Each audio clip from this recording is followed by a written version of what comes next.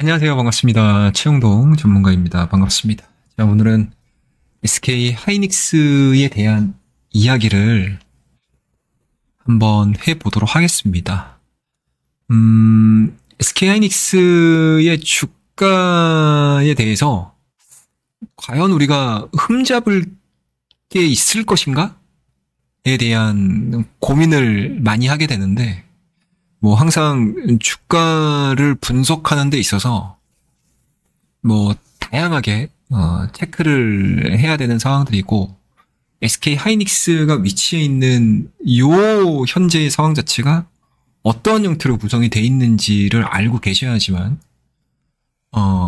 시장의 방향이 바뀌거나 아니면 SK 하이닉스가 포함되어 있는 업황의 스토리가 바뀔 때 내가 빠르게 대처를 할 수 있다라고 보고 있는 거거든요. 그런 부분들에 있어서 SK 하이닉스의 현재 40만 원, 물론 종가상으로는 39만 5,500원에 마무리가 되긴 했지만 우리가 봤었던 최고가 기준으로는 어찌됐든 40만 원대를 확인을 한 주가입니다. 과연 그렇다라고 하게 되면 연말까지 SK 하이닉스가 다시 한번 앞자리가 바뀌면서 시장을 끌어올리고 AI 시장을 끌고 올라가는 그러한 이제 현상들이 지속이 될 것인가에 대한 이야기를 한번 해보도록 하죠. 일단 SK 하이닉스가 올해 초반까지만 하더라도 저점 구간으로는 한 15만 원대, 그리고 상당 기간 20만 원대 초중반에서 진행이 됐습니다. 그리고 7월달과 8월달 박스권, 시장 자체가 박스권이 진행되는 과정에서 SK 하이닉스의 방향성이 상당 부분 좀 모호했었다가 최근 9월달 들어서 25만 원대를 저점으로 지금 40만 원대까지 주가에 대한 상승이 좀 나온 상황들이기 때문에 유동성의 힘도 분명히 있을 거고요. 그리고 그 유동성이 진행이 되면서 AI 시장에서에 대한 평가 자체가 글로벌적으로 상당히 우호적으로 흘러갔던 부분들도 있을 겁니다. 그에 따라서 M7을 중심으로 한 AI 관련된 기업들의 주가 흐름들도 거의 좀 유사한 흐름들을 보여줬고요. 그리고 SK 하이닉스 자체도 HBM 시장 내에서에 대한 독보적인 기술 리더십을 가지고 있는 기업이다 보니까 동조화되는 흐름들을 보여주고 있습니다. 그래서 이러한 내용들이 올해 연말까지 쭉 이어진다고 하게 되면 SK 하이닉스 지금 40만 원? 너무 높은 거 아니야? 라는 개념보다는 앞으로 앞자리 수가 50만 원까지도 갈 수 있는 거 아니야? 라는 의견들이 계속 개진이 되고 있는 것들이 당연히 이러한 스토리가 베이스에 깔려 있다라고 볼 수 있고요. 다른 기업들 같은 경우가 기대감들?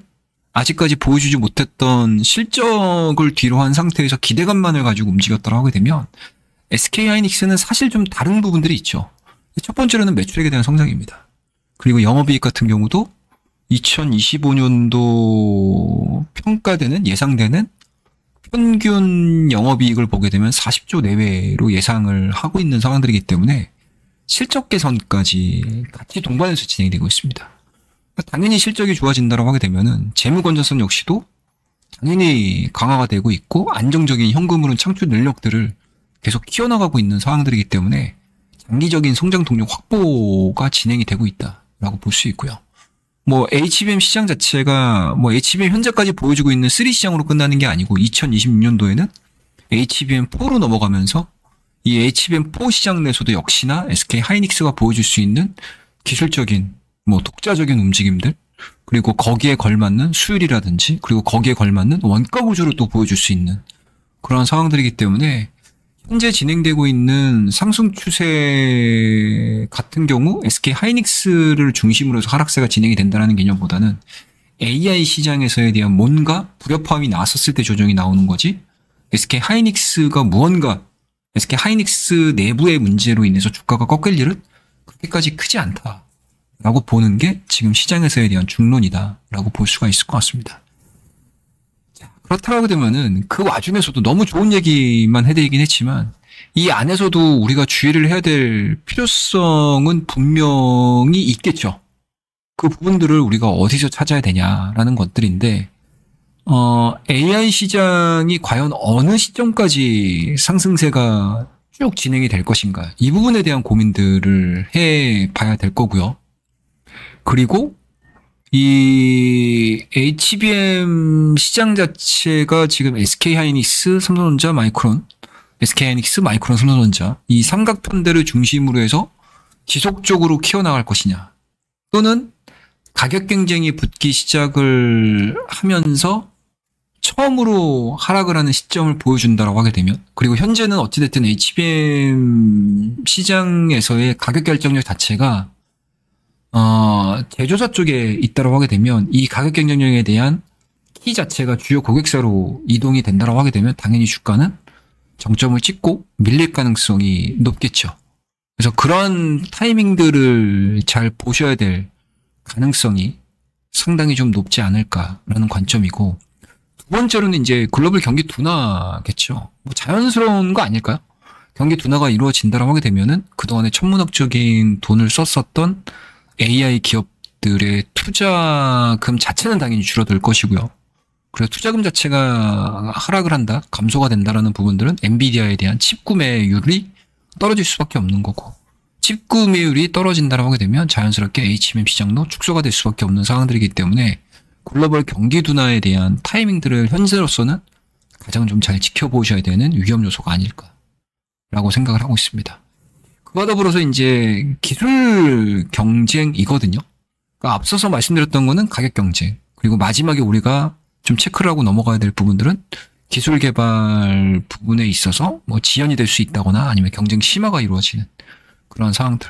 그리고 경쟁 심화가 좀 이루어진다라고 하게 되면 자연스럽게 기술 격차가 축소가 되는 거고, 기술 격차 축소가 이루어진다라고 하게 되면 SK하이닉스의 점유율 축소로 이어지는 부분들이고, 점유율 자체가 축소가 이루어진다라고 하게 되면 자연스럽게 ASP의 하락 압력으로 반영이 될 가능성이 높기 때문에 주가 측면에서 놓고 봤었을 때는 선제적으로 주가에 그대로 투영이 될 가능성이 높다라고 볼 수 있을 것 같습니다. 그래서 긍정적인 부분들이 상당히 좀 많음에도 불구하고 좀 시간이 흐른 상태에서 하락 요인들이 불거졌었을 때 내가 과연 어떻게 대응할지에 대한 그런 고민들도 같이 해볼 수 있는 대표적인 기업이 SK하이닉스가 아닐까라고 생각을 하고 있습니다.